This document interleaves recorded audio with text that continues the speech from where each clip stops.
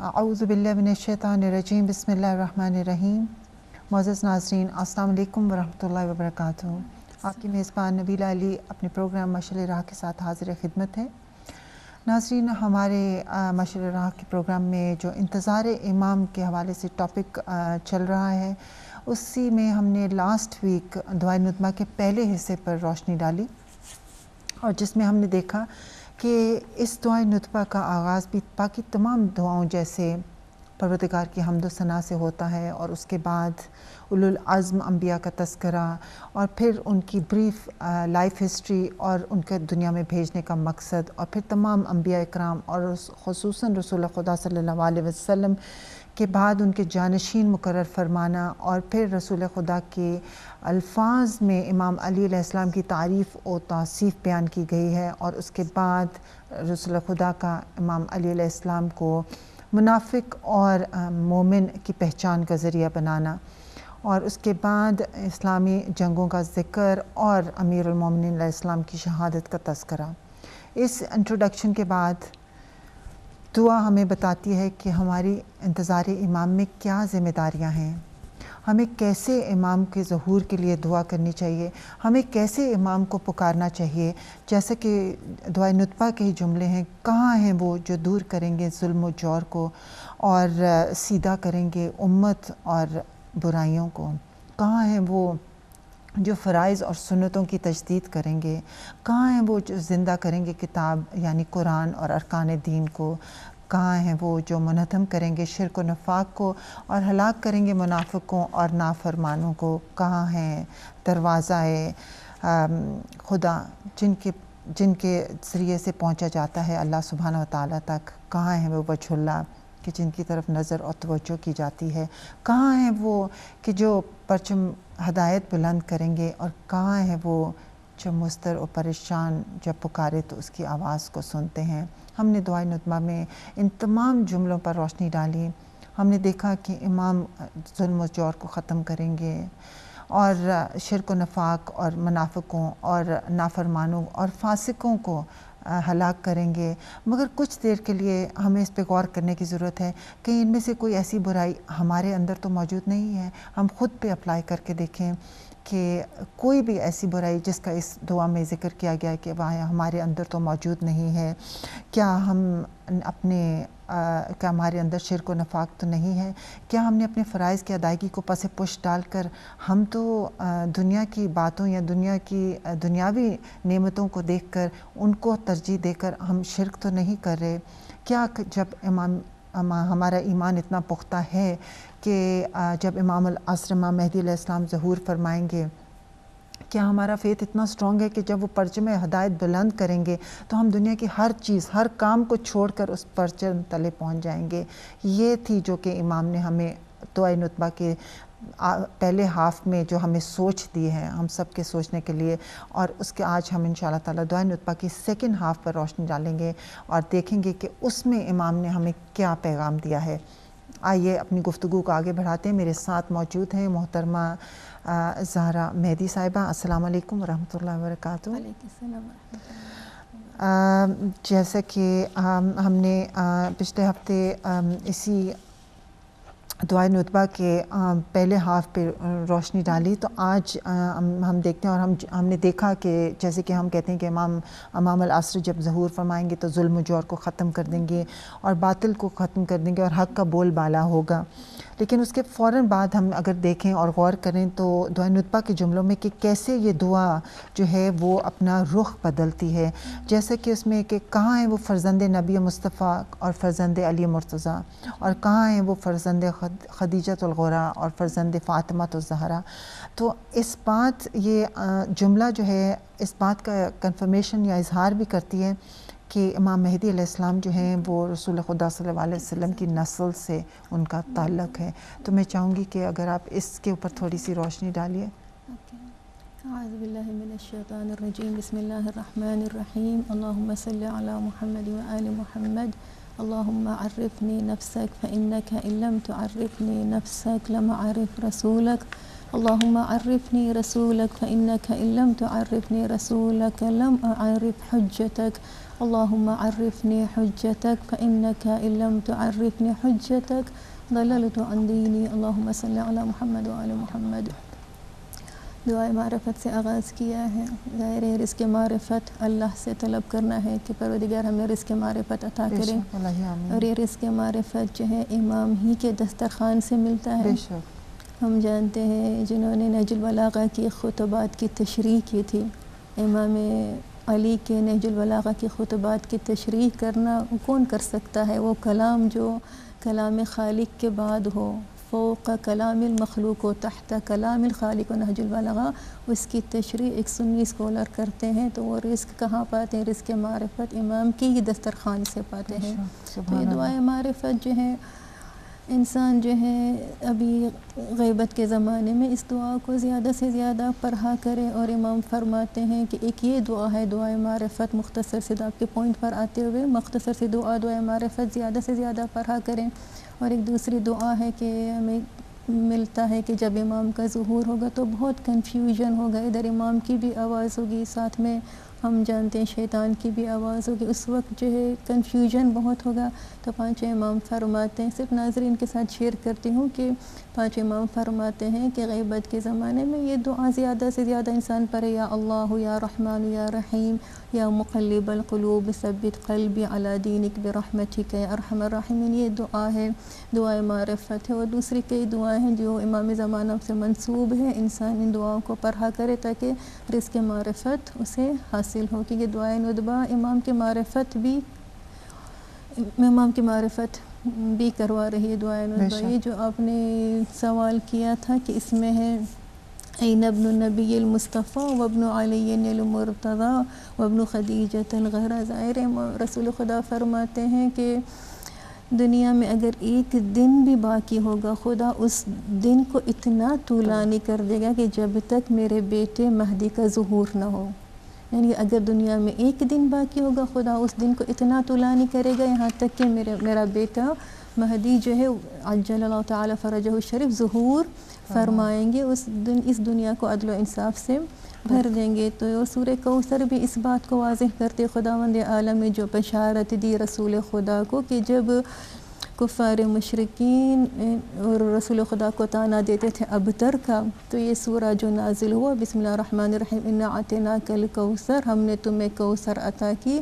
یہ خیر کثیر، یہ حضرت زہرا کی ذات ہے اور یہ کنیکشن امام مہدی تک ہے.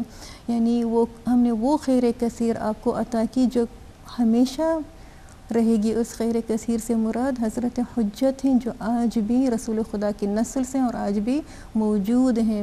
لولا الحجہ لساقت الارض باہلھا، اگر حجت خدا موجود نہ ہو تو یہ دنیا جو ہے یہ قائم نہیں رہ سکتی. تو رسول کے فرزند ابھی تک ہیں، موجود ہے امام زمانہ اور رسول کے فرزند ہیں. اور اس دعا میں جو مینشن ہے وابن علی المرتضیٰ وابن خدیجۃ الغرا وابن فاطمۃ الکبریٰ، امام جب ظہور فرمائیں گے. ہم نے پچھلے سیشن میں عرض کیا تھا کہ امام میں جو ہے ہمیں امام علی کا بھی جلوہ نظر آئے گا، رسول خدا کا جلوہ نظر آئے گا، امام حسن کا جلوہ. یعنی امام زمانہ کو دیکھیں گے گویا ہم نے تمام معصومین کی زیارت کر رہے ہوں گے ایک ہی وقت میں. اور یہ جو جملہ یہاں پر اس سے پہلے ہے این صدر الخلائق ذو البر والتقوی، کہاں ہے وہ ہستی جو متقیوں کے سردار ہیں. تو امام جو ہے وہ متقیوں کے سردار ہے. حالانکہ ہم جانتے ہیں امام علی کا بھی ایک ٹائٹل ہے امام المتقین ہے. امام المتقین، امام سب کے امام ہے، چرند پرند پوری کائنات کے امام ہے. لیکن امام المتقین کا مطلب یہ ہے سردار ہے متقین کے. جو متقی ہوگا وہی امام سے، امام کی ذات سے جو ہے وہ زیادہ فائدہ حاصل کرے. جتنا تقوی زیادہ ہوگا اتنی قربت زیادہ ہوگی، اتنا زیادہ فائدہ فیضیاب ہوگا امام کی قربت سے. جیسے قرآن کے لیے بھی ہمیں ملتا ہے ہدی للمتقین ہے، ہدی للناس بھی ہے، قرآن مجید نازل ہوا سب کے لیے، ہدی للناس ہے، مگر قرآن یہ بھی کہہ رہا ہدی للمتقین ہے، یعنی جس کے اندر جتنی کیپیسٹی ہوگی اتنا زیادہ وہ قرآن سے جو ہے وہ فائدہ حاصل کرے، اتنا تقوی زیادہ ہوگا، جتنی آپ کے اندر کیپیسٹی زیادہ ہوگی اتنا آپ جو ہے امام سے قریب ہوں گے اور امام سے زیادہ آپ فیضیاب بھی ہوں گے۔ اور تقوی، جہاں تک تقوی جو ہے پروردگار، ہر تقوی کا مطلب اگر آپ دیکھنے جائیں نبیل باجی، تقوی کا روٹ ورڈ جو ہے وہ وقایہ ہے۔ وقایہ یعنی خود کو بچانا۔ انسان کبھی نقصان کو پسند نہیں کرتا، کسی بھی فیلڈ میں ہوگا وہ نقصان کو پسند نہیں کرے گا، ہمیشہ اپنے آپ کو نقصان سے بچائے گا۔ بزنس میں بھی ہے تو کوشش کرے گا کہ اس کو نقصان نہ پہنچے، جنگل میں ہے تو کوشش کرے گا کہ جانوروں سے نقصان نہ پہنچے۔ انسان کی فطرت میں خدا نے ڈالا ہے کہ وہ اپنے آپ کو ہمیشہ نقصان سے بچاتا رہتا ہے۔ وَنَفْسٍ وَمَا سَوَّاهَا فَأَلْهَمَهَا فُجُورَهَا وَتَقْوَاهَا۔ ہم نے نفس کو پرفیکٹ بنایا ہے، اس کو پتہ ہے، نفس کو مجھے پتہ ہے، ہر انسان کو پتہ ہے، خدا نے کہا تیرے نفس کو پتہ ہے فجور کیا ہے، تقوی کیا ہے۔ تو انسان اچھی طرح سے جانتا ہے اچھائی کیا ہے، برائی کیا، خدا نے اس کی فطرت میں ڈالا ہوا ہے پہچان، کہ وہ پہچان کر سکتا ہے کہ کیا اس کے لیے اچھا ہے، کیا اس کے لیے برا ہے۔ یہ ہم خود ہی جواز نکالتے ہیں اور ایکسکیوز بنا لیتے ہیں، حالانکہ قرآن کی کلیئر آیت ہے وَنَفْسٍ وَمَا سَوَّاهَا فَأَلْهَمَهَا فُجُورَهَا، ہم نے الہام کیا ہے، نفس جانتا ہے اس کے لیے کیا اچھا ہے کیا برا ہے۔ اور کہتے ہیں نفس زیادہ برائی کی طرف اٹریکٹ ہوتا ہے جی۔ اور اس کے بعد دیکھیں دعا مخاطب ہوتی ہے کہ امام عصر زمان کے جو کہ فرزند ہیں، ان کے جو مکمل خدائی علم رکھتے ہیں، جو رسول اللہ صلی اللہ علیہ وسلم کو اخلاق کا زندہ معجزے، صراط مستقیم اور نبع العظیم کے فرزند۔ یبن الصراط المستقیم، اے صراط مستقیم کے فرزند۔ صراط مستقیم سے مراد رسول خدا کی ذات ہے، ائمہ اطہار کی ذات۔ خود معصوم فرماتے ہیں کہ ہم صراط المستقیم ہیں، معصوم فرماتے ہیں ہم صراط المستقیم ہیں۔ تو صراط المستقیم سے مراد رسول خدا کی ذات۔ یبن الصراط المستقیم، اے صراط مستقیم کے فرزند۔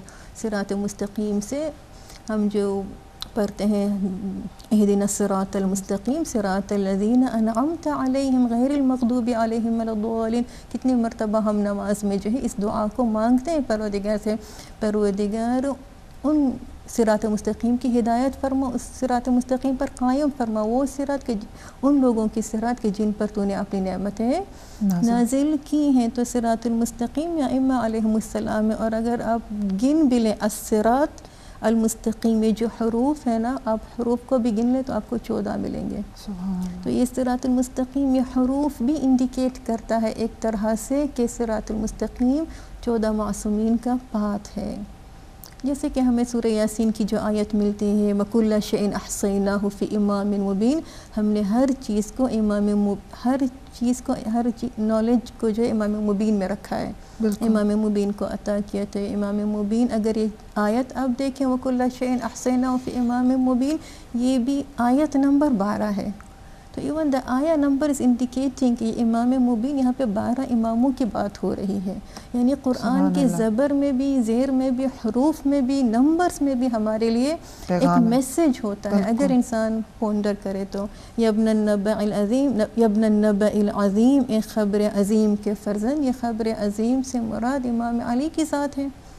سورۃ النبأ اگر تفسیر جا کے دیکھ لیں، تفسیر میں بسم اللہ الرحمن الرحیم عما یتساءلون عن النبأ العظیم الذین هم فیہ مختلفون، خدا کہتا ہے کلا سیعلمون ثم کلا سیعلمون، یعنی یہ لوگ سوال کریں گے تجھے خبر عظیم کے بارے میں اور پھر مخالفت بھی کریں گے۔ خدا کہتا ہے کلا سیعلمون ثم کلا سیعلمون، لیکن ان کو پتہ چلے گا، یقیناً پتہ چلے گا کہ خبر عظیم کون ہے۔ خبر عظیم سے مراد یہاں پر امام علی کی ذات ہے، نبی عظیم۔ اور جیسے کہتے ہیں کہ موت سے پہلے پتہ چل جائے گا کہ کون ہے بالکل، یا امام علی جو ہے وہ اپنے کمپینین سے فرماتے یا حمدان من یمت یرانی، اے حمدان جو بھی مرے گا مجھے ضرور دیکھے گا۔ تو امام تو سب کے پاس جائیں گے، اور جو ماننے والے ہیں ان کے ان کو تو خوش نظر آئیں گے. بالکل ان کے لیے گلیٹ ٹائڈنگ ہوگا. جو نافرمان ہیں ان کے لیے ظاہر ہے وہ اللہ کا غضبناک چہرہ دیکھیں گے, امام کی صورت میں اللہ کے غضب کو دیکھیں گے. اور یہ امام علی جو ہیں بعض اوقات آپ دیکھیں دنیا میں ایک ہی دفعہ کتنے لوگ کی موت ہوتی ہے, اور امام ہر جگہ پہنچ بھی جاتے ہیں. اگر بعض اوقات کچھ لوگ سوال کرتے ہیں کہ ایک انسان ہر جگہ کیسے پہنچ سکتا ہے, تو ہمارے پاس ہے کہ ہمارے ساتھ ہے. انڈیا والے کہہ سکتے ہیں سورج اس وقت تو ہمارے پاس ہے, ہمارے ساتھ سورج ایک ہے, مگر ہر کوئی اس سے مستفید ہوتا ہے, ہر کوئی اسے دیکھ بھی سکتا ہے. الامام کا شمس طالعہ, امام سورج کے مانند ہیں. سبحان اللہ. اب پھر آگے دعا بڑھتی دیکھیں, یبن الحجج البالغات, یبن النعم السابغہ, یبن طٰہٰ والمحکمات, یبن یاسین والزاریات, یبن طور والعادیات. تمام قرآن کی صورتوں میں سے صرف اگر آپ دیکھیں تو یہ 5 صورتوں کے اوپر انہوں نے فوکس کیا ہے. جی تو اس کے حوالے سے آپ یبن طٰہٰ والمحکمات, طٰہٰ سے مراد رسول خدا کی ذات ہے جہاں تک میری سمجھ میں نے ایکچولی ریسرچ نہیں کیا. طٰہٰ مضبوط نشانیوں کے فرزند, محکمات یعنی مضبوط نشانیاں. اگین مضبوط نشانیاں ائمہ علیہم السلام کی ذات ہو سکتی, یہی تو اللہ کی مضبوط نشانیاں ہیں. تو رسول خدا کی ذات کی طرف بھی اشارہ ہے, ائمہ علیہم السلام کی ذات کی طرف بھی اشارہ ہے, کیونکہ امام فرزند ہیں ان تمام ہستیوں کے. رسول خدا کی بھی فرزند ہیں, امام حسن امام حسین سب کی طرف اشارہ ہے. اور اگر ہم دیکھیں تو یہ جو کچھ جیسے سورہ زاریات ہے, اس میں بھی پرہیزگاروں کا تذکرہ, پھر قوم لوط, قوم عاد کا, قوم نوح کا تذکرہ.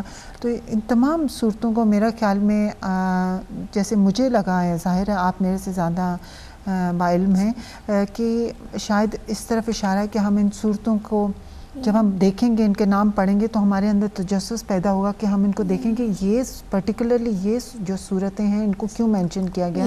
اور جب ہم ان کی تشریح یا ان کی تفسیر پڑھیں گے تو ہمارے لیے اس میں ہر ایک میں ایک پیغام ہے. تو پاسٹ میں ہمارے لیے ہمیشہ میسیج ہوتا ہے, جو بھی قصہ قرآن میں ہوتا ہے اس میں ہمارے لیے ایک میسیج ہوتا ہے کہ انسان اس پاسٹ کو پڑھ کر اپنے پریزنٹ اور فیوچر کو بہتر بنائے. اور یہ سیلف انڈیکیشن ہے کہ جو منتظرین امام ہیں ان کی ذمہ داریوں کے حوالے سے, کہ جو بھی ہمارے لیے اس میں ہے انڈیکیشن کہ ہم بالکل کہ ہم اپنے آپ کو کریکٹ کریں. بالکل, اور اسی مسٹیکس کو نہ دہرائیں جو پچھلے قوموں نے کیا تھا, جن کی وجہ سے پھر ان پر عذاب بھی نازل ہوئے. آج اگر عذاب نازل نہیں ہو رہا ہے تو یہ امام کی وجود کی برکت ہے, فرزند رسول کی وجود کی برکت ہے. کیونکہ خداوند قرآن مجید میں خداوند عالم ارشاد فرماتا ہے رسول خدا سے کہ جب تک آپ ان کے درمیان میں موجود ہیں یا رسول اللہ, یہ لوگ ہم عذاب نہیں بھیجیں گے, یا تو جب تک لوگ استغفار کر رہے ہیں تب تک عذاب نہیں آئے گا. تو رسول خدا کے زمانے میں رسول خدا کا وہ کیا کہتے ہیں بابرکت وجود تھا کہ عذاب نازل نہیں ہوا. اور آج بھی جو عذاب پچھلے قوموں پر جو بڑے عذاب آسمان سے نازل ہو رہے تھے, آپ دیکھیں رسول خدا کے بعد یہ عذاب نازل ہونا بند ہوگی, کیونکہ ہر امام کی وجود کی برکت سے آج بھی امام زمانہ کی وجود کی ہی برکت ہے کہ اتنے گناہ ہونے کے باوجود بھی آسمان سے عذاب نازل نہیں ہو رہا ہے. یہ فرزند رسول کی وجود کا برکت ہے. اور قرآن مجید میں یہ کلیئر آیت ہے, اگرچہ اس وقت آیت میرے ذہن میں نہیں ہے, وَأَنْتَ فِيهِمْ اس طرح سے ہے کہ جب تک رسول خدا کی ذات موجود ہے یا تو ان کے فرزند موجود ہیں, اس وقت تک عذاب الہی نازل نہیں ہوگا. وہ واقعہ میں ملتا ہے کہ اس حارث نے جب انکار کیا تھا امام علی کی ولایت سے, اس نے کہا تھا کہ اگر اس نے خود نے عذاب مانگا تھا نا اس سورۃ المعارج میں, بسم اللہ الرحمن الرحیم, سأل سائل بعذاب واقع, اور اس نے حارث نے خود نے عذاب مانگا تھا. لیکن جیسے ہی وہ رسول کے بارگاہ سے نکلا پھر اس پر عذاب نازل ہوا, کیونکہ اس نے خود نے عذاب مانگا تھا, مگر جب تک وہ رسول کے پاس تھا اس پر نہیں ہوا عذاب نازل. جب رسول خدا کے دروازے سے در سے نکلا اس پر عذاب نازل ہوا. اور اس کے بعد دعا کہتے ہیں کہ دعا جو ہے اس میں گریہ شامل ہو گیا کہ دیکھیں ہم بلا رہے ہیں امام کو اے فرزند اس کے کہ جس کا مقام یبن من دنا فتد اللہ فکان قاب قوسین او ادنی جنوبا واقترابا من العلی الاعلی. تو اس کے بعد جی معراج کا جو واقعہ ہے، معراج کے واقعہ ہے کہ ان کو کیسے امام کو پکار رہے ہیں ہم. ہر ایک رسول خدا کا جو زندگی کا واقعہ ہے ہم اس کو اس کے ساتھ کمپیئر کر کے ہم امام کو پکار رہے ہیں. اور یہ بھی ہمارے لیے ایک میسیج ہے کہ دیکھیں ہر امام بتا رہے ہیں کہ میں ان کا بیٹا ہوں. ہر ایک جملے میں ہمیں اس بات کی انڈیکیشن ہے کہ امام کا لنک ہے، امام ان کی صلب سے رسول خدا سے بالکل. اور پھر ہم کہتے ہیں اور پھر اس کے بعد ہم پوچھیں کہ امام آپ کہاں ہیں؟ آپ تحت ثری میں ہیں یا رضوہ میں یا کسی اور جگہ میں یا زیتوا میں؟ جی. تو اس سے کیا مراد ہے؟ تھوڑا سا اگر آپ اس کے اوپر روشنی ڈالیں کہ ہم کیوں امام کو اتنی دور والی جگہوں پہ، ہم نزدیک والی جگہوں پہ کیوں نہیں خیال کر کے پکار رہے ہیں، ہم دور والی اتنی جگہوں پہ تصور کاش کہ میں جان سکتا کہ کس مقام پر آپ کے دیدار سے مضطرب دل قرار پاتے ہیں. کیا وہ کون سی سرزمین ہے جو آپ کے وجود سے سرفراز ہے؟ آیا وہ رضوا ہے یا وادی زیتوا ہے یا پھر کوئی اور سرزمین؟ یہ جو وادیاں ہیں یا مکہ اور مدینے سے ان کا تعلق ہے نا. ایک وادی جو ہے، ایک وادی زیتوا، وہ وادی ہوگی جہاں پر حضرت موسیٰ مقدس زیتوا قرآن کی جو آیت ہے، اچھا وہ وادی جہاں پہ حضرت موسیٰ جاتے تھے اور حضرت موسیٰ کو حکم بھی ہوا فخلعنا علیک انک بالوادی المقدس طویٰ. آپ اس مقام پر ہیں کہ جو مقدس ہے، یہ وہی وادی ہے کہ جس کا ذکر یہاں پر ہوا ہے کہ جہاں پر حضرت موسیٰ کو بھی حکم ہوا تھا کہ اپنے نالین کو جو ہے اتار کر آئیے، یعنی دنیا کو چھوڑ کر آئیں آپ اس مقدس جگہ کوہ طور پر. کوہ طور، اس مقدس جگہ پر. رضوا بھی میرے خیال سے یہ جو جگہ ہیں جن کا ذکر ہے وہ مکہ اور مدینے میں ہے یہ جگہ ہے، کیونکہ امام کا ظہور بھی ہوگا تو مکے سے ہوگا شاید، اس لیے ان جگہوں کا. حالانکہ کہتے ہیں کہ امام ہمیں ہر ایک کو دیکھ رہے ہیں، امام ہر جگہ موجود ہیں، اور پھر جب ہم پکار رہے ہیں تو ہم ان وادیوں کا ذکر کر رہے ہیں جو کہ اتنی دور ہیں.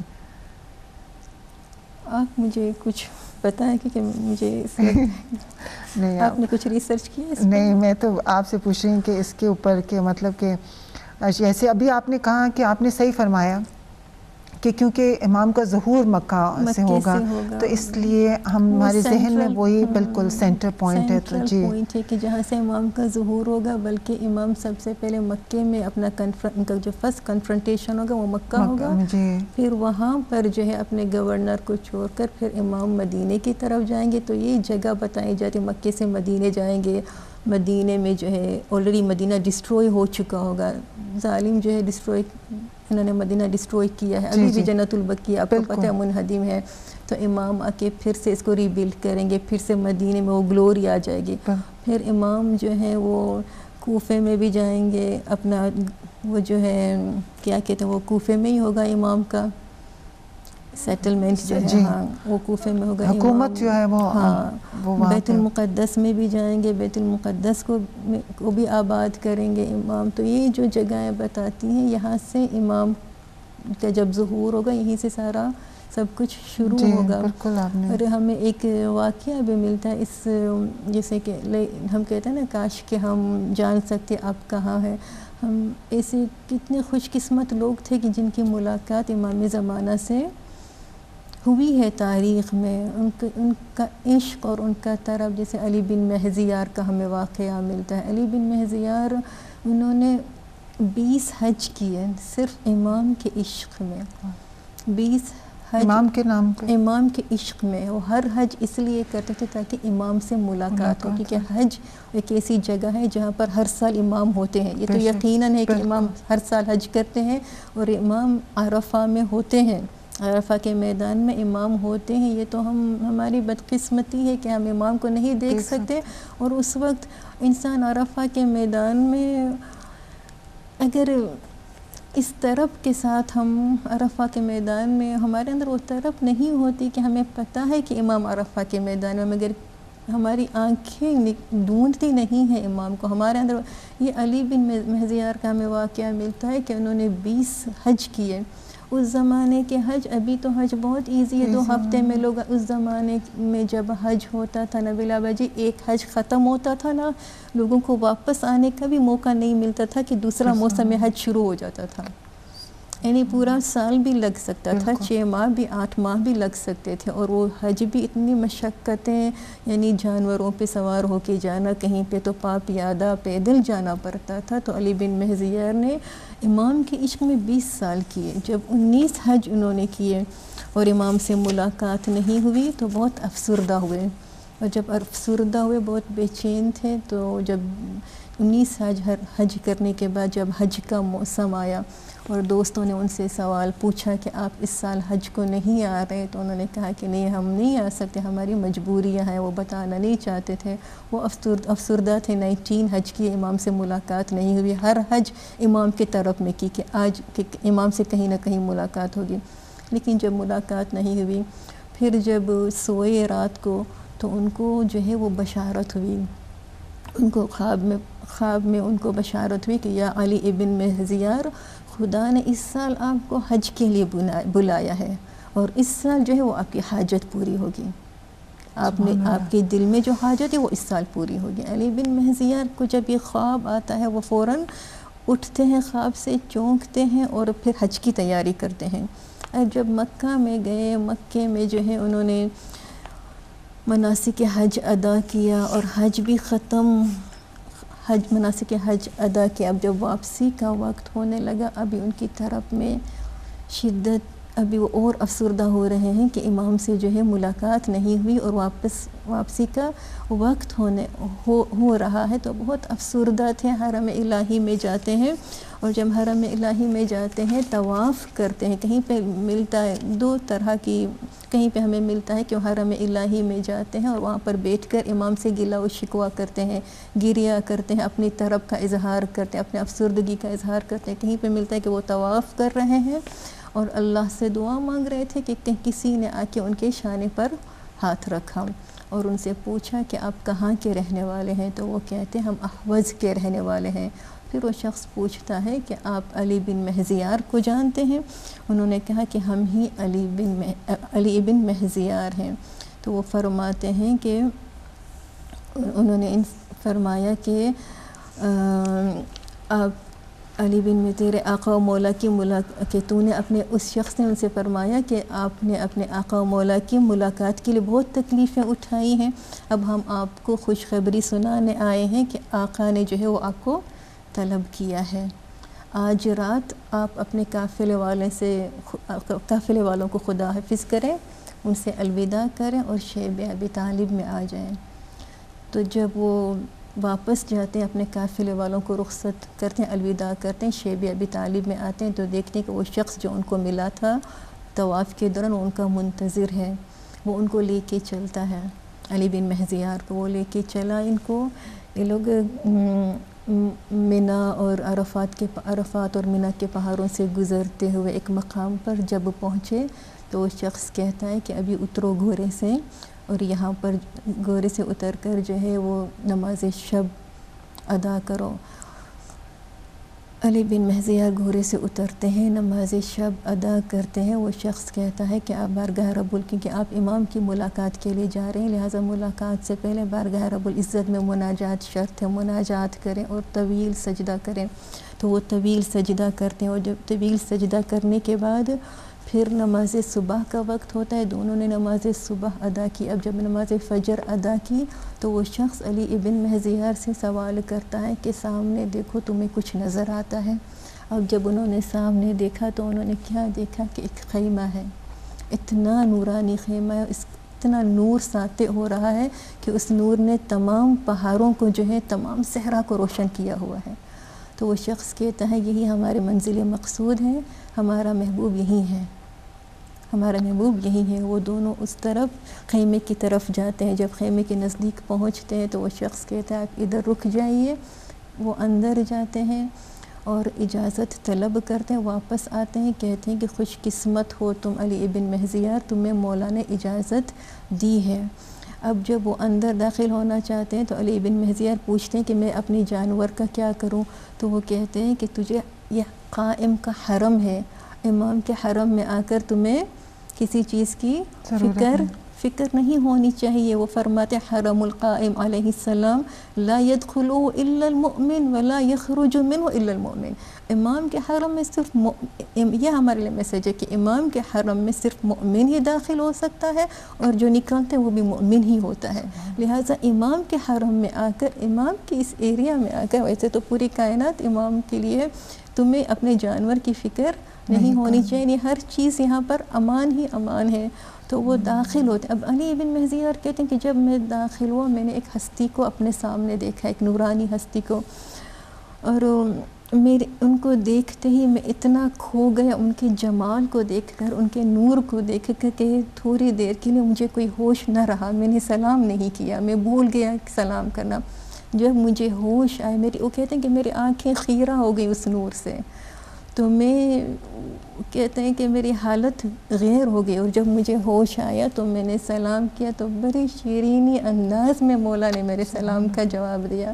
وہ کہتے ہیں صرف سلام کا جواب ہی نہیں دیا بلکہ مجھے تمام عراق والوں کی خیر و خبر پوچھی، میرے شہر والوں کی مولا نے بڑی شیرینی انداز میں جو ہے ہر ایک کی خبر مولا جو ہے وہ پوچھتے رہے، اور میں ایک ایک کا جو ہے وہ احوال بتاتا رہا۔ تو یہ جو میں نے جملہ پڑھا نبیلہ باجی، مجھے فوراً آیت اللہ سستانی ادامہ ذلہ، خدا انہیں لمبی عمر عطا کرے عافیت کے ساتھ، ان کی جو ہے نا ملاقات مجھے یاد آئی، کیونکہ جب بھی آیت اللہ سستانی کے پاس ہم ملاقات کے لیے جاتے ہیں نا، سلام کرنے کے بعد آیت اللہ سستانی شہر والوں کا پوچھتے ہیں کہ مؤمنین کیسے ہیں آپ کے شہر میں، اور کہتے ہیں کہ مؤمنین کو ہمارا میسیج دیں، سلام دیں، اور سلام کے بعد ان سے کہیں کہ ہم ان کو یاد کر رہے ہیں اپنی دعا میں۔ یہی امام جو فرماتے ہیں کہ ہم تمہارے ذکر سے غافل نہیں ہیں، ہم تمہاری خبر رکھتے ہیں، ہم تمہیں یاد کرتے ہیں۔ اور امام نے شہر والوں کی احوال بھی پوچھا۔ آیت اللہ سستانی بالکل یہی ان کا طریقہ ہے، یعنی امام کے نائب، امام کے ریپرزنٹیٹیو جو ہوتے ہیں نا، وہ امام ہی کے طریقے سے جو ہے ان کا طریقہ امام کا طریقہ ہوتا ہے۔ آپ جائیں تو وہ سلام کرتے ہیں اور سب کی خبر بھی پوچھتے ہیں، اور کہتے ہیں جا کے مومنین کو سلام کہیں اور یہ بھی میسیج دیں کہ ہم ان کو اپنی دعاؤں میں یاد کر رہے ہیں۔ تو یہ نائب امام ہوتے ہیں جو امام کے نقش قدم پر واقعی چلتے ہیں۔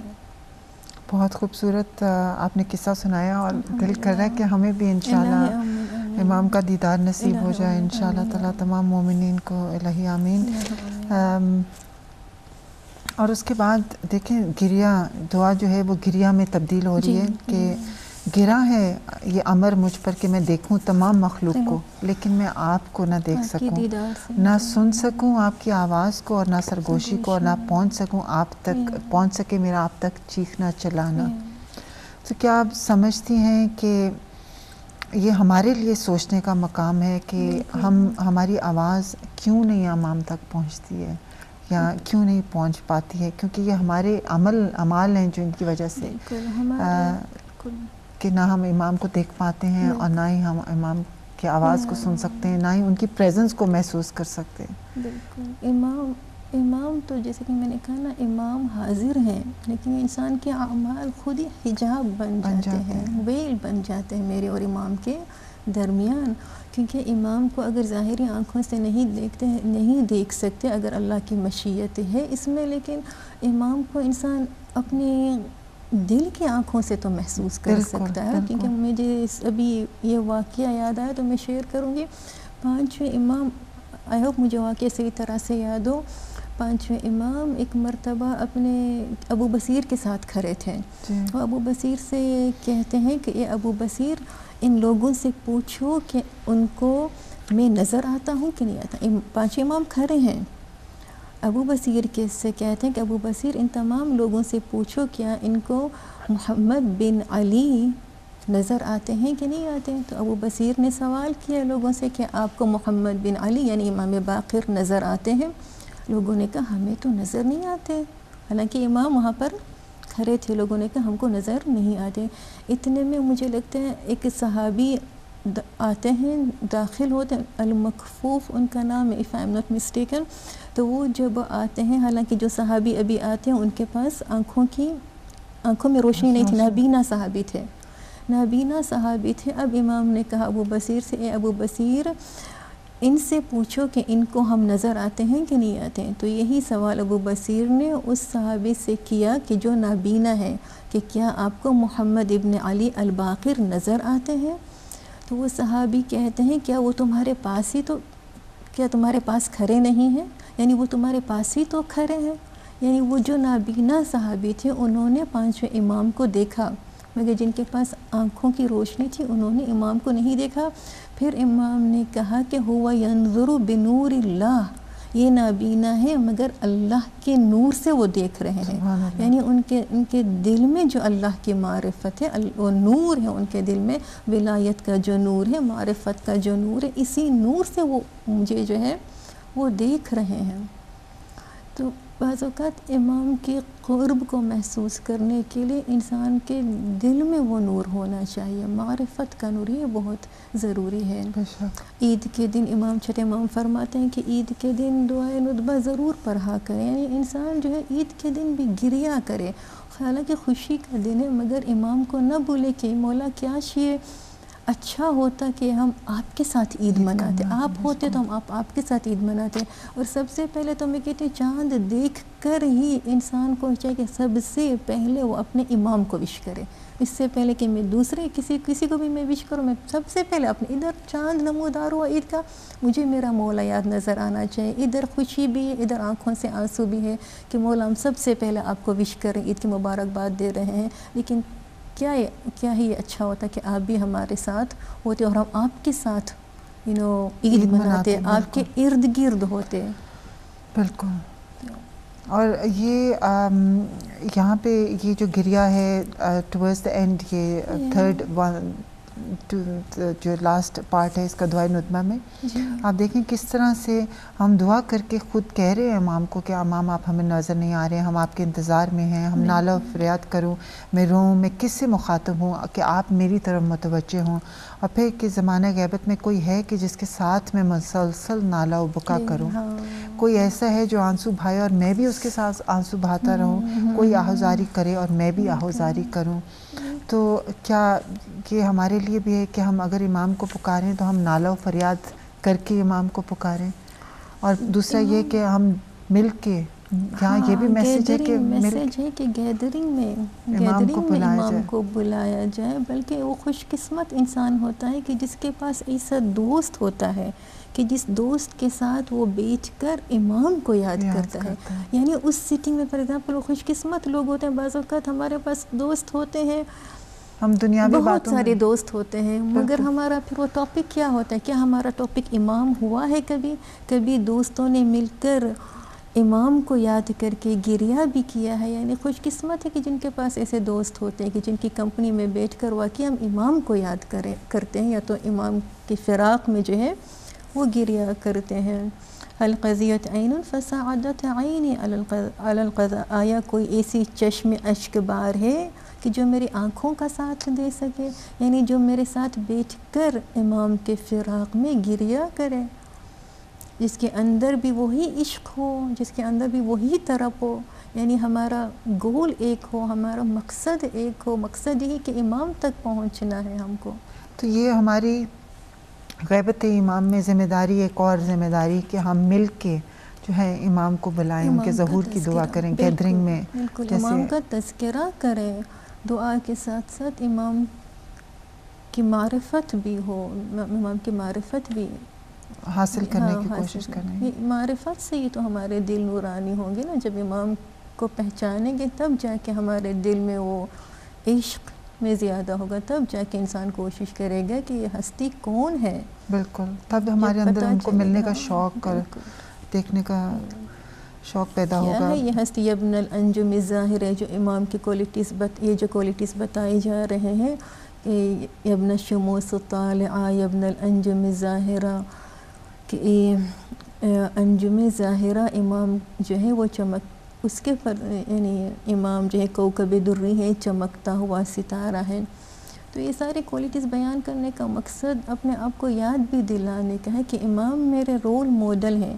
اگر امام جو ہیں کوکب دری ہیں، چمکتا ہوا ستارہ ہیں، میرے لیے امام رول ماڈل ہیں. جس طرح امام لیڈر ہیں، جس طرح امام رول ماڈل ہیں، تو ہم کو بھی جو ہے اپنی کمیونٹی میں جو اس طرح یعنی انسان کو ملین لوگوں میں، اب دیکھیں ملین لوگ بھی ہوں گے نا، جو شیعہ ہوگا نا وہ یونیک ہوگا.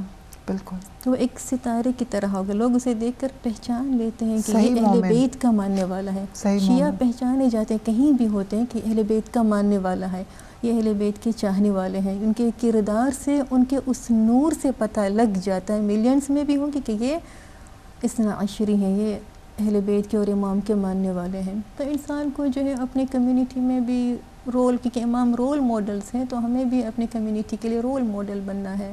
اور پھر ظاہر ہے امام اگر ہم سمجھتے ہیں کہ ہمارے لیے اگر ہم احساس کرتے ہیں یا صحیح معنوں میں سمجھیں کہ اگر امام ہمارے لیے رول ماڈل ہیں، تو ہم بھی جو ان کی صفات ہیں وہ اپنانے کی کوشش کریں گے تاکہ جب امام ہمیں دیکھیں تو ہم سے خوش ہوں. یہ سارے صفات جو ادھر دعاؤں میں مینشن، اس کا ایک ریزن یہی بھی ہے کہ انسان کوشش کرے کہ ان صفات کو اپنے اندر کریٹ کرے، پیدا کرے، تب جا کے میری قربت امام سے ہو سکتی ہے. کہ اگر امام جود و سخا کے منبع ہیں اور اگر میرے اندر بخل پایا جاتا ہے تو پھر میں بہت دور ہوں.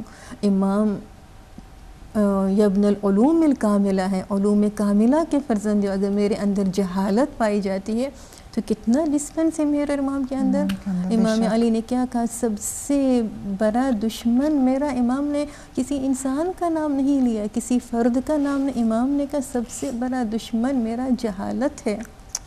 جہالت کی طرح اگر امام کے ماننے والے جاہل رہیں تو پھر سمجھیں امام فرماتے ہیں سب سے بڑا دشمن میرا جہالت ہے. تو پھر وہ کتنا ڈسٹینس ہوگا امام سے. تھوڑا سا اگر آپ بتا دیں کہ جہالت سے کیا مطلب؟ جہالت سے یہی مراد ہے. جہالت کا مطلب یہ بعض اوقات آپ دیکھیں گے لوگوں کے پاس اتنی ڈگریاں ہیں مگر پھر بھی جاہل کے جاہل ہیں.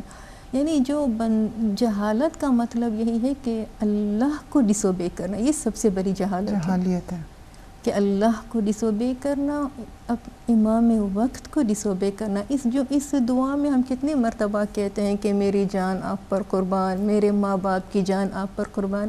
نبیلہ بھائی جی بولنا بہت آسان ہے، اور نہ امام نے مجھ سے اس وقت میری جان کی قربانی بھی نہیں مانگی. امام نے مجھ سے جو مانگا ہے کہ اے عورت، اگر تم چاہتی ہو کہ امام کے قافلے میں شامل ہونا ہے تو اپنے حجاب کو درست کرو. امام کے قافلے میں وہی عورتیں ہوں گی جو اپنی موڈسٹی، جو اپنی حیا، جو اپنی، آج مجھ سے ایک حجاب بھی صحیح طرح سے نہیں ہوتا ہے، تو اگر میں حجاب بھی نہیں کرتی ہوں، جان قربان کرنے کی بات تو بہت دور کی بات ہے، اور نہ امام نے میری جان مجھ سے مانگی ہے. بے شک، بہت خوبصورت آپ نے فرمایا. اور رسول خدا کی حدیث بھی ہے کہ جو شخص اپنے امام کی معرفت کے بغیر مرا، گویا کہ وہ جاہلیت کی موت. جاہلیت کو اگر سمجھیں تو اسلام کے ایڈونٹ سے پہلے جو جاہلیت کا پیریڈ تھا وہ جاہلیت کا زمانہ تھا.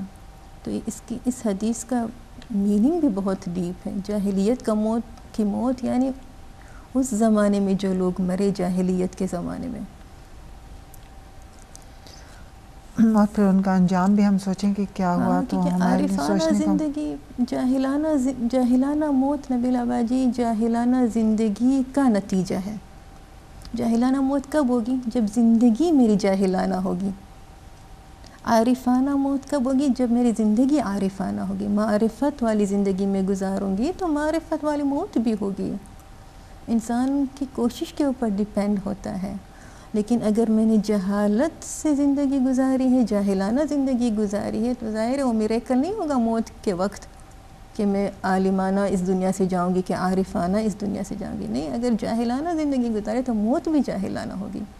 تو آپ کا خیال ہے کہ منافق اور سرکش اور نافرمان یہ سب جاہل لوگوں میں ان کا شمار ہوتا ہے؟ بالکل جاہل ہے، نفس سے جاہل ہے، اپنے نفس سے بھی جاہل ہے. جو اپنے نفس کو نہیں پہچانتا، امام فرماتے ہیں نا من عرف نفسہ فقد عرف رب. اگر انسان اپنے نفس کو ہی پہچان لے تو اس نے وہ اپنے رب کو پہچان لے. بے شک، اس کے اپنے مقصد حیات کو پہچان لے تو اس نے سب کچھ پہچان لیا. اور یوسف زہرا کی قربت, بالکل سبحان دنیا اللہ. تو ختم ہو جائے گی. اور اس کے بعد پھر دیکھیں کب ہم دیکھیں گے آپ کو جب فتح و نصرت کا جھنڈا لہرائیں گے, زمین کو عدل و انصاف سے بھر دیں گے, دشمنوں کو سزا و عقاب کا مزہ چکھائیں گے, رسوا کریں گے منکرین کو. ہم یہ سب پڑھتے ہیں اور جانتے بھی ہیں, لیکن ہمیں بھی اس بات پہ غور کرنا چاہیے کہ اس میں سے کوئی ایسی برائی تو نہیں کہ جو ہمارے اندر بھی ہو. اور اس کا مطلب دعا کا اصل میں تو امام کا تعلیم کرنے کا مطلب یہی ہے کہ سارے پوائنٹس اگر دیکھے جائیں تو امام نے واضح طور پہ ہمیں بتا دیے کہ انتظار امام میں ہماری ذمہ داریاں, ہماری کیا کوالٹیز ہوں گی منتظرین. امام ظلم کا خاتمہ کرنے آئیں گے, اس کا مطلب امام ظلم برداشت نہیں کر سکتے. تو اگر میں اپنے نفس پر ظلم کرتی ہوں تو مجھے اس ظلم کو روکنا ہے جو میں اپنے نفس پر کرتی ہوں. بالکل. اور پھر جو دوسروں پر بعض اوقات ہم کرتے ہیں, سورہ عصر میں جو ہے الذین آمنوا, جو خسارے سے بچیں گے ان کی 4 کوالٹیز ہیں. الذین آمنوا وعملوا الصالحات وتواصوا بالحق وتواصوا بالصبر. کہیں پہ ہمیں ملتا ہے تواصوا بالحق, یعنی اس کا تعلق اللہ سے ہے, حق اللہ ہے. وتواصوا بالصبر یعنی صبر کی کوالٹی اگر میرے اندر نہیں ہے. امام کی غیبت میں صبر بہت امپورٹنٹ ہے. صبر کی کوالٹی اگر میرے اندر نہیں ہے, اگر ہم ایک دوسرے کو برداشت نہیں کر سکتے, اگر میرے اندر صبر کی کوالٹی نہیں ہے, اور اس کا بھی تعلق کنیکشن سے ہی ہے. امام سے جب کنیکشن ہوتا ہے نا باجی, تو وہ انسان کے اندر جو ہے وہ پیس ہوتا ہے, وہ انسان پیسفل ہوتا ہے. It's all because of the connection with the imam. The moment you disconnect with the imam, وہ فرسٹریشن, وہ اینگر, کیونکہ وہ امام سے ڈسکنیکٹ ہے. اب امام سے ڈسکنیکٹ ہے تو خناس کا بھی تو شیطان بھی وسوسہ, خناس کا بھی وسوسہ, تو انسان اسی فرسٹریشن اور اینگر کے حالت وہ پیس نہیں ہوگا, کیونکہ ہم اس پیس سے ڈسکنیکٹڈ ہیں. بہت خوبصورت پوائنٹ. واقعی میں اگر ہم دیکھنا چاہتے ہیں کہ ہم امام سے کنیکٹ ہیں تو ہمارے لیے کتنا اچھا معیار کا ایک وہ ہے طریقہ کہ ہم اپنے آپ کو دیکھیں کہ ہم ہمارے صحیح راستے پہ ہیں. اور اگر ہمارے اندر صبر نہیں ہے, فرسٹریشن ہے, اور یہ سب چیزیں ہیں, تو اس بات کی انڈیکیشن ہے کہ ہمارا امام کے ساتھ کنیکشن نہیں ہے, ہم امام سے دور ہیں. اور ہم ان چیزوں کو کہ جب ولایت نہیں ہوتا تو اپنے اندر پھر ہم نظر ڈالیں اپنے نفس پہ اپنے, اور پھر ہم دیکھیں خود کو کریکٹ کرنے کی کوشش کریں جو بھی خامیاں, تاکہ ایک ہمارا کنیکشن امام کے ساتھ بلڈ ہو. سورہ آل عمران ماشاء اللہ بہت خوبصورت پوائنٹ ہے. واقعی یہ بہت ہی خوبصورت پوائنٹ آپ نے بتایا کہ امام کے ساتھ کنیکشن کیسے ہم اپنے آپ کو کیسے کنیکٹ کریں. اور آئی تھنک انشاءاللہ ہم سب لوگ, ہمارے ویورز بھی انشاءاللہ پوری, میں کہتی ہوں کہ اس ایک چیز پہ اگر ہم نے کام کر لیا تو ہماری ہر طرح سے ہماری اصلاح جو ہے وہ ہو جائے گی ماشاءاللہ. اور اس کے بعد دیکھیں دعا کا سلسلہ, پھر ہم دیکھتے ہیں کہ اس کے بعد ہم دعا کا سلسلہ شروع ہوتا ہے دعا میں, کہ ہم پروردگار سے دعا کرتے ہیں کہ پروردگار سے پھر دعا کریں کہ پروردگار تو میرے آقا کا مجھے دیدار کرا دے. اور ایک دعا کا ربط ہے اس کے بعد کہ اے اللہ امام مہدی علیہ السلام کے ذریعے ہمیں غم سے نجات دلا دے, ہمارے دلی سکون عطا فرما. تو یہ تمام چیزیں جیسا کہ ابھی آپ نے کہا اسی پوائنٹ کی طرف جاتی ہیں کہ ہمارا کنیکشن جب بلڈ ہو جائے گا تو پھر ہمیں یہ سب کچھ حاصل ہو جائے گا, ہمیں غم سے نجات بھی مل جائے گی, دلی سکون بھی مل جائے گا. اور اس کے بعد ہم پروردگار سے دعا کرتے ہیں کہ پروردگار تو ہمارا سلام پہنچا دے ہمارے امام پر اور ائمہ طاہرین پر, اور ہماری عزت میں اضافہ فرما دے. اور ہمیں انہیں ہم لوگوں کے آگے آگے رکھ تاکہ ہم تیری جنت میں داخل ہو جائیں, اس شان سے کہ ہم تیرے شہداء اور تیرے مخلص بندوں کے ساتھ ہوں. آپ سمجھتے ہیں کہ یہ اس پوائنٹ جو ہے یہ اس طرف اشارہ کر رہا ہے کہ جیسے کہتے ہیں کہ روز محشر ہر قوم جو ہے اپنے امام کے ساتھ اٹھائی جائے گی, اسے بلائی جائے گی, اور ہم دعا کریں گے کہ اب اس لیے کہ ہم دعا کریں کہ پروردگار ہمارے امام جو ہیں ہمارے آگے آگے ہوں, اور ہم ان کے اور ہمیں ان کی شفاعت نصیب ہو جائے. دنیا میں جس کو فالو کریں گے نا قیامت میں بھی اسی کے ساتھ ہوں گے, محشور بھی اسی کے ساتھ. تو یہ اس چیز کی طرف اشارہ ہے کہ ہمیں ہمارے جو امام ہیں ان کے ساتھ ہمیں مشہور فرما، اور پھر دوبارہ سے دیکھیں اللہ تو رحمت نازل فرما اور درود بھیج محمد و آل محمد پر اور ان کی جدہ ماجدہ جناب صدیقہ فاطمہ تو زہرا بنت محمد پر. ایک دفعہ دوبارہ سے یہاں تصدیق کی جا رہی ہے کہ امام زمانہ جو ہیں جناب فاطمہ زہرا السلام اللہ علیہ کی اولاد سے ہیں. اور اس کے بعد جو ایک آخری جملہ میں چاہوں گی کہ آپ تھوڑا سا اگر اس کے اوپر اس کی تشریح یا اس کو واضح کرتے ہیں کہ یا اللہ ہمارا شمار ان میں قرار دے جو متمسک ہوں ان حضرات کے دامن سے. تو یہاں پہ آپ اس متمسک ہوں اور ان کے سائے لطف میں ہمیں باقی رکھیے، یہ جملہ ہے نا جی جس میں ہم دعا مانگ رہے وصلی اللہم بیننا و بینہ وصلۃ، تو کہ اے خدا ہمارے ان کے درمیان اسی وابستگی اور پیوستگی قائم فرما. بالکل. اور یہی ہمیں ان لوگوں کے زمرے میں شامل فرما جو ان ہستیوں کے دامن سے متمسک ہیں، ان کے سائے لطف میں باقی رہیں. یہ بہت خوبصورت دعا ہے، انسان کو ہر وقت یہ دعا مانگنی چاہیے. اس کے بعد کا بھی جو جملہ ہے وہ بہت امپورٹنٹ ہے کہ ہمیں ان کے حقوق ادا کرنے، یعنی دعا تو مانگی، دعا کے بعد جو میری ذمہ داری ہے وہ دوسرا جملہ میری ذمہ داری کو مجھے بتا رہا ہے. پہلے تو میں نے دعا مانگی نا پروردگار ان لوگوں میں مجھے شامل فرما کہ جو ان ہستیوں کے دامن سے متمسک ہیں اور ان کے سائے لطف میں ہمیں باقی رکھ. یہ دعا ہم نے مانگی. دعا کے بعد خدا کہتے ہیں ابھی تمہیں ایک سٹیپ فردر جانا ہے کیونکہ دعا بغیر عمل کے بیکار ہے. پھر ہم کہتے ہیں وَعِنَّا، پروردگار ہماری مدد فرما. کس چیز میں؟ عَلَىٰ تَأْدِيَةِ حُقُوقِهِ إِلَيْهِ، تاکہ میں امام کا حق ادا کروں. امام کا حق ادا کروں. کیا آپ سمجھتی ہیں کہ یہاں حق ادا کرنے سے مراد ہے خمس کی ادائیگی؟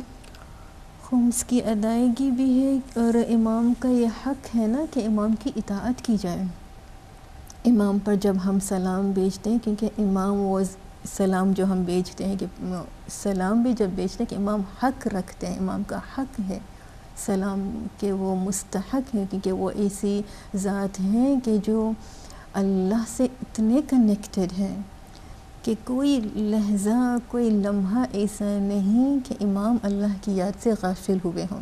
حتیٰ کہ رسول خدا یہ فرماتے ہیں کہ ہم سوتے بھی ہیں تو ہماری آنکھ سوتی ہے، ہمارا دل نہیں سوتا، ہمارا دل پھر بھی جاگ رہا ہوتا ہے. اس لیے تو نبی ابراہیم کو خواب میں آیا تھا نا کہ اپنے بیٹے کو ذبح کر کے. نبی کا خواب جو ہے، نبی اگر سوتے بھی ہیں تب بھی ان کا دل جاگ رہا ہے، صرف آنکھیں سوئی ہوئی ہوتی، ان کا دل جاگ رہا ہو. تو امام وہ ذات ہیں جو اللہ کی ذات سے کبھی غافل نہیں ہے، تو سلام کا حق رکھتے ہیں امام. اور جب سلام بھیجتے ہیں تو ساتھ میں انسان سلام بھی جب بھیجے امام کے اوپر تو اس بات پر بھی غور کرے کہ سلام کا مطلب جو ہے کہ پیس بی اپون یو. تو میں نے اسے پیس بی اپون یو، میرے امام کو میری ذات سے پیس بھی ملتا ہے کہ نہیں؟ سبحان اللہ. بالکل. سلام صرف زبانی نہ ہو، میرا پورا وجود امام کو سلام کریں. فار ایگزامپل اگر میں آپ کو سلام کروں نبیلہ باجی اور میں آپ کے پیچھے میں آپ کی غیبت بھی کروں تو سلام کا کوئی مطلب نہیں ہوا. جب دل میں ہی امان نہیں تھا آپ کے لیے، سلامتی نہیں تھی، تو پھر سلام کو کوئی مطلب ہم کرتے نا بات جس سے سلام کیا اسی کی ہم نے پیٹھ کے پیچھے غیبت بھی کی. اس کا مطلب کیا؟ کہ المسلم من سلم المسلمون بلسانہ و یدہ، مسلمان وہ ہے کہ جس کے ہاتھ اور زبان سے دوسرے مسلمان محفوظ رہیں. سلام کا یہ مطلب ہے کہ میرے امام کو جب میں نے سلام کیا کہ peace be upon you, I am not going to do anything that is going to hurt you. That's the meaning of سلام. تو یہاں پر حق جو حق میں سب کچھ آ جاتا ہے. امام کا حق جو ہے امام کے اوامر کی اطاعت، امام نے جس چیز سے روکا اس چیز سے اجتناب کرنا، دوری اختیار کرنا، یہی سلام کا مطلب ہے. اور اس میں خمس بھی آ سکتا ہے. ہم خمس امام کا حق ہے کہ خمس کو ادا کریں. اگر ہم فدق کے غاصبوں کو برا بلا کہتے ہیں، اگر ہمارا خود کا یہ طریقہ ہے کہ ہم امام کے حق کو ادا نہیں کرتے جو خمس ہے، تو پھر اور دوسرا یہ بھی آپ سمجھتے ہیں ایک پوائنٹ اس میں یہ بھی ہے کہ امام کا حق ہے کہ جو مقام اللہ سبحانہ تعالیٰ نے انہیں عطا کیا ہے ان کو اس مقام کے مطابق ان کی عزت کریں، نہ اس مقام سے بڑھائیں اور نہ اس مقام سے گھٹائیں کہ عام انسان تک پہنچاتے ہیں، اور نہ اتنا بڑھائیں کہ ان کو اللہ سبحانہ تعالیٰ سے ملا دیں. ان کے امام کا ایک مقام ہے، مرتبہ. معراج کے دن معراج کا بھی جب واقعہ ہو، معراج کا واقعہ ابھی ہی ہم نے پروگرام بھی کیا تھا. جبرائیل بھی جب سدرۃ المنتہا تک پہنچے انہوں نے کہا یا رسول اللہ میری حد ختم ہو گئی یہاں پر. تو ایک معصوم فرشتے کو بھی پتہ ہے اس کی حد کیا ہے. بے شک. اور انسان جس کو اشرف المخلوقات کہا گیا تو وہ اگر اپنی نہ ریئلائز کرے، حد کو نہ جانے تو اور اس کے بعد اور کوشش کریں کہ اطاعت کی اور گناہوں سے پرہیز کریں. جی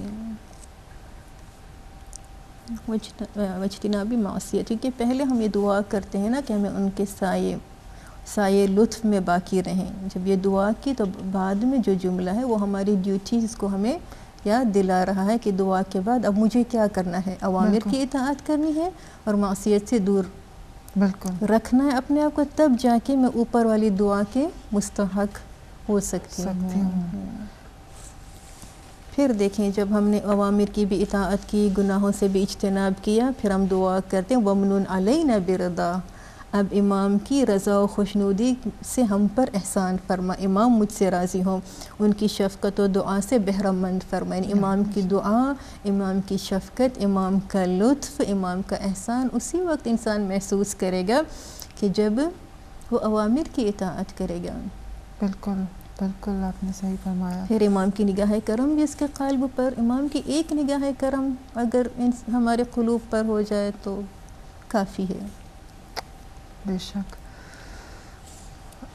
اور پھر اس کے بعد یہ دعا اے اللہ ان حضرات کے صدقے میں ہماری نمازوں کو قبول فرما، ہمارے گناہوں کی مغفرت فرما، ہمارے دعاؤں کو مستجاب فرما. آپ دیکھیں تو 5 جملے ہیں لیکن پوری دعا کمپیکٹ دعا ہے، ہر طرح سے تمام دعا کا آپ کہہ دیں کہ نچوڑ کہ 4 جملوں میں کہ ان حضرات کے صدقے میں نمازوں کو قبول فرما، ہمارے گناہوں کی مغفرت، ہماری دعاؤں کو قبول فرما لے، ہمارے رزق میں فرصت اور ہمارے غم کو دور کر دے اور ہماری حاجات کو پورا فرما لے. بیوٹیفل دعا. انسان جب اپنی حاجتیں طلب کرے یہی جملے معصوم کے جملے استعمال کریں. اور دوسرا کہ ہم جب بھی دعا مانگیں تو یہاں یہ بھی بتایا جا رہا ہے کہ ان ائمہ طاہرین کو، معصومین کو اپنا وسیلہ قرار دیں. کیونکہ یہ بھی ایک پوائنٹ ہے کہ اکثر لوگ اس بات پہ آبجیکشن کرتے ہیں کہ وسیلہ نہیں ہونا چاہیے. ہم ڈائریکٹ اللہ سبحانہ تعالیٰ سے مانگتے ہیں، وسیلے کی ہمیں کوئی ضرورت نہیں ہے. وسیلہ تو ہم دنیا میں بھی اختیار کرتے ہیں. بے شک. کہیں پہ ایڈمیشن چاہیے ہوتا ہے تو ہم پہلے اس کے پاس جاتے ہیں کہ جس کی وہاں پر کیا کہ ہم سفارش کے لیے جاتے ہیں نا، لوگوں سے لوگوں کی سفارش تو لیتے ہیں. بالکل.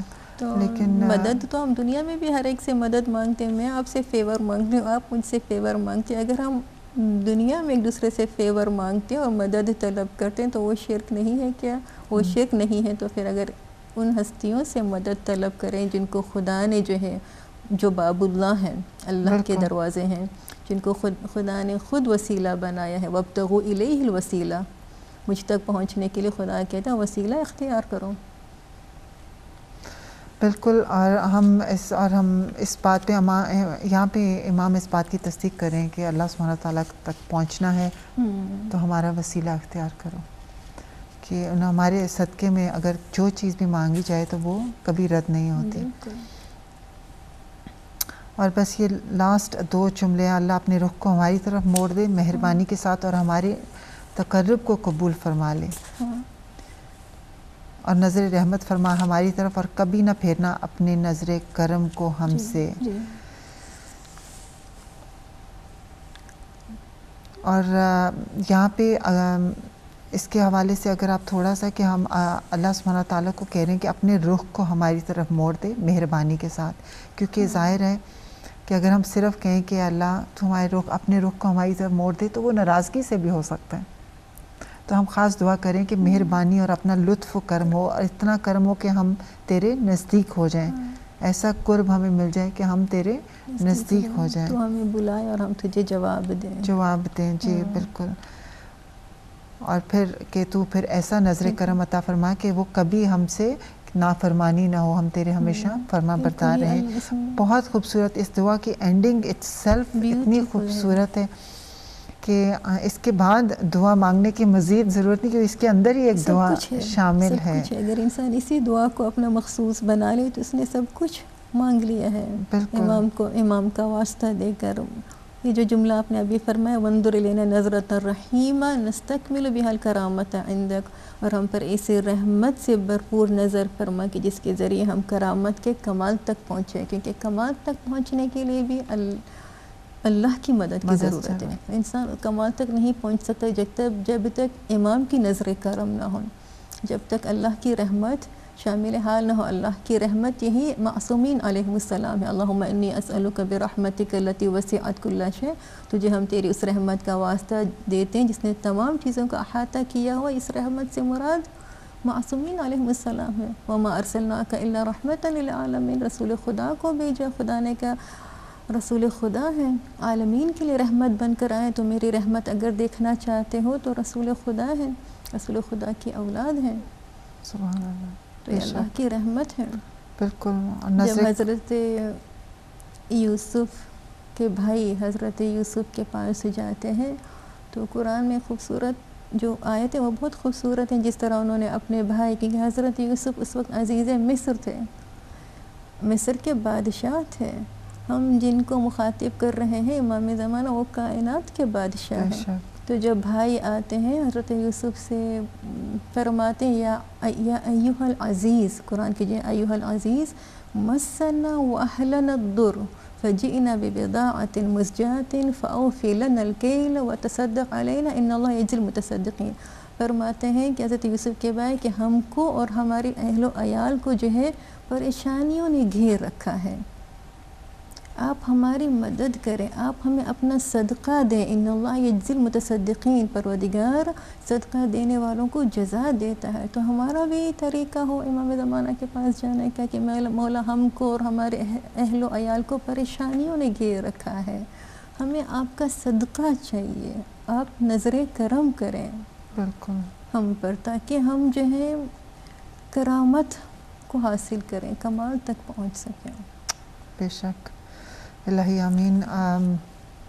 بس اس وقت کی نزاکت کو دیکھتے ہوئے آئی تھنک ہمارا ہم آج کا جو پروگرام ہے اس کو اور اس دعائے ندبہ کی تفسیر کو سمیٹنے کی کوشش کرتے ہیں. آخر میں اسی حوالے سے میں آپ سے درخواست کروں گی کہ اگر آپ کوئی اسی دعائے ندبہ کے حوالے سے کوئی ہمارے ناظرین کو کوئی پیغام دینا چاہتی ہوں, ایک لاسٹ میسیج. یہی کہ امام کے ساتھ کنیکشن بہت ضروری ہے. سورہ آل عمران کی جو آخری آیت ہے وہ امام زمانہ سے اس کا تعلق ہے, اور یہی میسیج ہے. خداوند عالم سورہ آل عمران میں ارشاد فرماتا ہے, آخری آیت ہے, اس میں قرآن مجید کا پورا میسیج ہے. خداوند عالم ارشاد فرماتا ہے یا ایھا الذین آمنوا اصبروا وصابروا ورابطوا واتقوا اللہ لعلکم تفلحون. اے ایمان لانے والو صبر اختیار کر, کہ صبر بہت شرط ہے, صبر بہت امپورٹنٹ ہے. صبر نہیں ہے تو امام کے ساتھ نہیں ہو سکتے. صبر اختیار کرو. ہمیں کربلا والوں کا صبر ہمیں پتہ ہے, امام کے ساتھ تھے, ان کا صبر کتنا عظیم تھا. صبر کرو, صبر کرنے والوں کے ساتھ ہو جاؤ, اور رابطہ رکھو. رابطہ یعنی تمہارا رابطہ امام کے ساتھ اتنا سٹرونگ ہونا چاہیے جس طرح لفظ رابطو یعنی مرابطہ, مرابطہ اس سپاہی کو کہتے ہیں جو سرحد پر کھڑا ہوتا ہے. اگر وہ ذرا سی غفلت اختیار کرتا ہے پورے قوم کو نقصان پہنچتا ہے, صرف اس کی ذات کو نہیں, دشمن پورے قوم کو نقصان پہنچائیں گے. یعنی انسان کو بالکل اسی سپاہی کی طرح الرٹ رہنا ہے کہ جو سرحد پر کھڑا ہوتا ہے. اگر وہ ذرا سا امام سے غافل ہو جاتا ہے, ڈسکنیکٹ ہو جاتا ہے, کیا کہتے ہیں, دشمن اس پر حاوی ہو جائے گا. اس کا نفس سب سے پہلے اس کا دشمن ہے, پھر ماحول, کلچر جو بھی ہے. تو کنیکشن بہت ضروری ہے امام کے ساتھ. بہت شکریہ محترمہ زہرا مہدی صاحبہ, آپ نے بہترین انداز میں آج دعائے ندبہ کی تفسیر جو ہے وہ ہم کو کور کیا ہمارے ساتھ, اور آئی ایم شیور میں माई सेल्फ और आई एम श्योर हमारे तमाम जो व्यूअर्स हैं वो भी इससे बहुत मुस्तफ़ीद हुए होंगे। बहुत बहुत शुक्रिया, जज़ाकुमुल्लाह खैर। परवरदिगार आपकी तौफ़ीक़ात में मज़ीद इजाफ़ा करे, इलाही आमीन। और नाज़रीन, हमने अब तक इंतज़ार इमाम के हवाले से जो प्रोग्राम है उसमें दुआए नुतबा को, आज हमने दुआए नुतबा के सेकंड पार्ट को भी कंप्लीट किया और दुआए नुतबा की जो हमने तफसीर की समरी में कह सकूँगी कि हमने पेश की है, क्योंकि दुआए नुतबा ख़ुद जो है उसका हर जुमला जो है एक लंबी दास्तान है, एक गहरा मतलब रखता है और उसको तफसील से अगर हमने डिस्कस करना हो तो हमें बहुत से सेशंस चाहिए। लेकिन उसके साथ साथ अगर हम ये सोचें कि अगर हम अपने दिल में मोहब्बत इमाम रखते हैं, हम वाकई चाहते हैं कि इमाम के ज़हूर में ताजील हो जाए, तो एक बात याद रखें कि हम दुआए नुतबा को कोशिश करें कि कम से कम बरोज़ जुमा ज़रूर इसकी तिलावत करें, क्योंकि इसको कोशिश करें कि इसको मायनों के साथ गौर व फ़िक्र के साथ पढ़ें, जो भी इसके मतलब बयान किए गए हैं उनके ऊपर गौर करें और अपने इमाम को वैसे पुकारें जैसे कि इमाम चाहते हैं कि हम उनको पुकारें, ताकि हमारी पुकार जो है वो इमाम तक पहुंच जाए।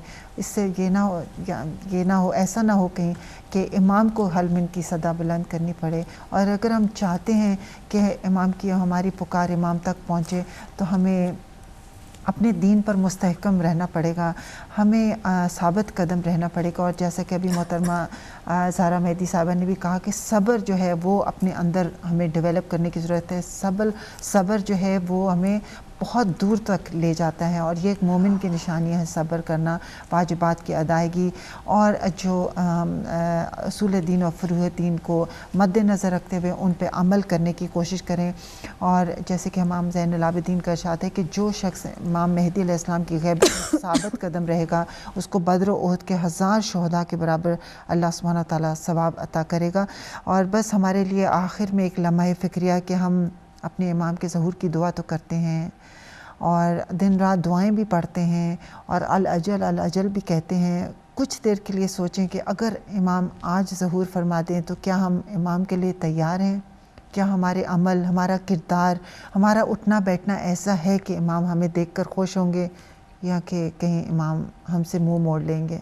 बस इसके साथ ही हम दुआ करते हैं कि परवरदिगार बहक़ मोहम्मद व आले मोहम्मद अलैहिस्सलाम हम सबको जल्द अज़ जल्द लश्कर महदी से मिला दे, इलाही आमीन। और नाज़रीन, इसके साथ ही आपसे इजाज़त चाहते हैं, कल इंशाअल्लाह फिर मुलाकात होगी। अपना ख्याल रखिएगा। खुदा हाफ़िज़। वस्सलामु अलैकुम व रहमतुल्लाहि व बरकातुहू।